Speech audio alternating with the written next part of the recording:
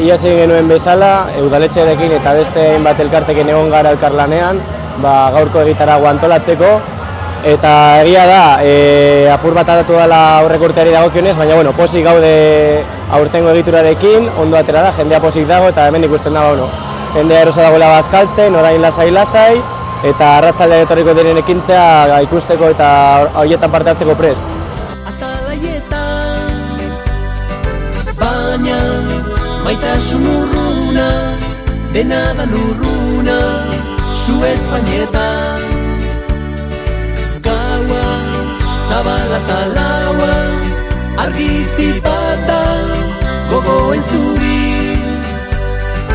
Goian, hilaren argia, zaindari bakarra, gauean zuri.